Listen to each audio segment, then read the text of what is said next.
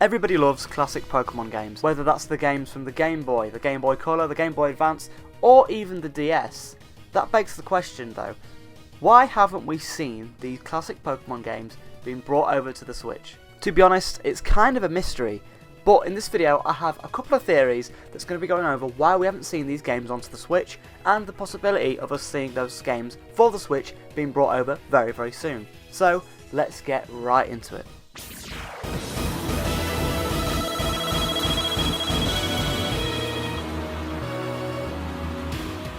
Before we get started with this video, make sure you are hitting that subscribe button and also liking, because that does massively help us out, and thank you to those that have already done that. Your support means the world. Thank you so much, guys.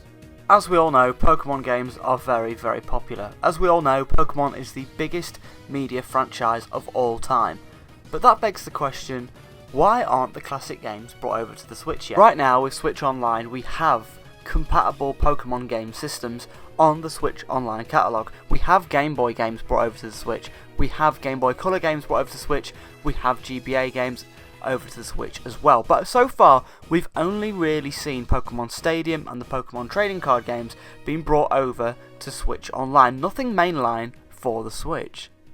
This trend continues with the Wii U. With the Wii U Virtual Console, we only really got spin-off games brought over to the Switch. The Pokemon Ranger games from the DS are the ones that really stick to mind here, and the Mystery Dungeon games. These games are the only ones that seem to be brought over to Virtual Console. None of the mainline games really do, and that's something really to think about. The closest we actually got to Pokemon re-releases being brought out was either the remakes that get made, the Pokemon Omega Rubies, the Alpha Sapphires, that kind of thing, or we did actually get a Pokemon Crystal re-release over on the 3DS. This was actually a physical release and it had a code in the box, it wasn't a cartridge, but it was still cool to see that Nintendo was at least releasing just something mainline Pokemon. It was interesting to see that. We also saw Red, Blue and Yellow be brought over to the 3DS as well, so they do kind of release the older games, but it's not that common, and I believe those re-releases actually had compatibility with Pokemon Bank, which was great to see as well. Now, one thing I want to talk about in this video is, when will we get classic Pokemon games on the Switch? And I feel like they'll do really, really well. And I hate to disappoint people, but I really don't think they're going to include that onto the Switch Online. I feel like the Pokemon Company want to get as much money as they can for these games, so hopefully, and I think the best case scenario here, is that they actually make us buy the games. I would be happy to pay $7.99, $8.99 for a Pokemon, GBA, Game Boy Color, that kind of thing, game being brought over to the Virtual Console. A mainline game like that, they're quite meaty, long RPGs, that would be worth, in my opinion, paying at least £10 for, just to get it on the Switch, so I could play it in the dock mode, or the handheld mode. It would just be great to see that, and I feel like lots of fans would like that. I feel like even if it would be, I feel like it'd be more convenient and have more like incentive to buy Switch Online if they brought it over to Switch Online, so I can see why people would want that. But I feel like the Pokemon Company would want to make more money, and I feel like putting it on Switch Online, I feel like they would feel like they're losing money. So that's one option they could take, and I feel like they just announced that in a Nintendo Direct, because we've already had a Pokemon Presents, and I don't feel like they have anything else to announce right now. So yeah, that's one option. They just release it onto the Virtual Console like we want Nintendo to do. Just put it on the eShop, $7.99, $8.99. Bring the classic Pokemon games over there, they go to the top of the charts, everybody buys them, everyone's happy. It would be amazing if they had Pokemon Home compatibility, meaning you could put Pokemon from these games into the app and then bring them over to newer games. That would be an amazing thing to see, but yeah, that's one option they could do. They could just bring them over to that Switch. Again, I feel that's unlikely for them to do, but I feel like it's something that they might experiment with, just to, you know, get something out this year, because we haven't got a new Pokemon game. And that leads me into my next point. We have a Pokemon Presents, we've already had a Pokemon Presents this year, and it's been confirmed that we're not getting a Pokemon game for this year so far. Nothing's been announced for this year yet. Of course, next year we are getting that new Legends game, which I'm hoping is going to be great. But yes, nothing really announced for this year, so that makes me think that maybe the Pokemon Company could release something in terms of you know, a compilation of older Pokemon games over to the Switch this year. I feel like a £50 release of all the Game Boy games on one cartridge, I feel like that's something that they might do. Sort of kind of like a Mario 3D All-Stars thing, where they release a couple of Pokemon games, maybe 3 or 4, of the Pokemon games, bring them over, put them on a cartridge, use some easy emulation. Then obviously they're charging more for them than just putting them on Switch Online, and I feel like people would eat that up. I feel like lots of people would really like that. I feel like there would be some controversy on the pricing, but having some older Pokemon games on a cartridge for the Switch, I feel like would make a lot of money and make a lot of fans happy. So I feel like something they might do this holiday season, because we know Nintendo and the Pokemon Company, they like to get something out Pokemon related for that holiday season. So this makes sense in my opinion. I feel like the only thing they've got to get right is the amount of games that we get on this cartridge and how much they cost, or how much they charge for that cartridge. If they get both of those factors right, I feel like they could make a lot of money. That being said, anything Pokemon related on the Switch just seems to print money, so it makes sense just to re-release some older games. Another choice I could see them making is, I feel like the Pokemon Company would want to make as much money as possible, but I feel like they would want to potentially start their own subscription service. Now this is the worst case scenario, I don't think this is a good idea, but I could imagine them making something along the lines of a Pokemon Plus, something you pay $2.99, $3.99 a month for, and you download an app onto your Switch, and then you get to play the Pokemon games. Something like the Switch Online, but only for Pokemon. I feel like they could do something like that. Of course, we had Pokemon TV be brought over to the Switch, so, that's now gone down. Could that mean that, we're getting this Pokemon Plus app? This is all hypothetical, by the way.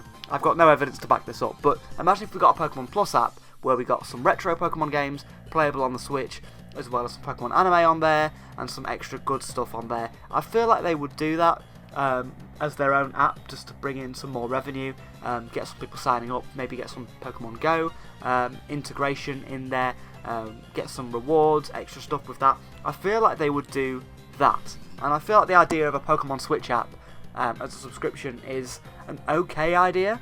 I think that's fine in concept, but I feel like if they're going to do that, they should do it as you can pay $2.99 a month for this, or you can get it included within the Switch expansion pack. That would be great to see, because then they're sort of collaborating there on both of their ideas.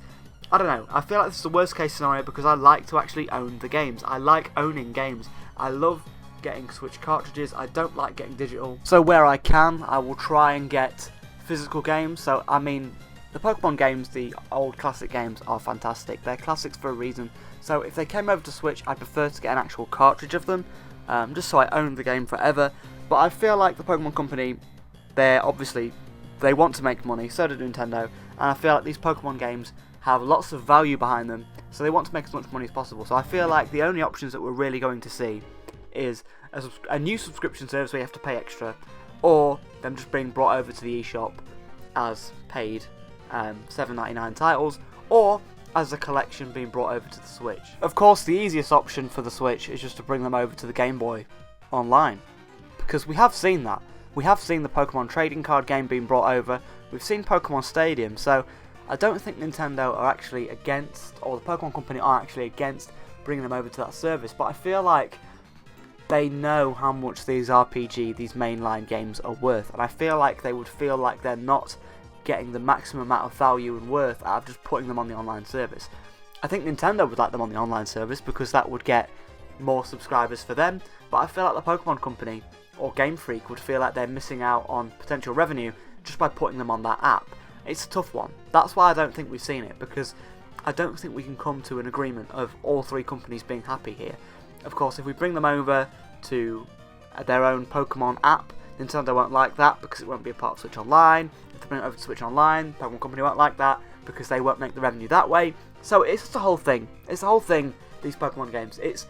There's a reason that why they haven't been brought over, and I think the reason is it's all about what company really wants to make the most money and what all companies can agree on. Of course, Pokemon is sort of split in three different ways between the Pokemon Company, I believe Creatures, Game Freak, and Nintendo, so 4 ways.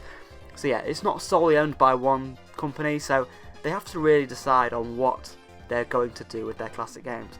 It's up to me. Just put them on the eShop, $7.99 each, everybody wins, Nintendo gets a cut of the money, the Pokemon Company gets to release their old games. Add in Pokemon Home, I feel like everyone would be happy with that. I don't know, I feel like that's the easiest option, and yeah, I don't know, it would be a shame, maybe do a collector's edition, where we can have a physical cartridge of these games.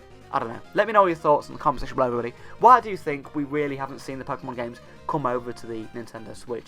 Another reason that you could possibly think is maybe they just want to keep the games away from the Switch because of remakes. Of course, the first Pokemon game we really got on Switch, apart from Pokken, was Let's Go Pikachu, Let's Go Eevee. That was a remake of the first Pokemon game. So, you know, why bring over the old games when you can remake the games and make more money?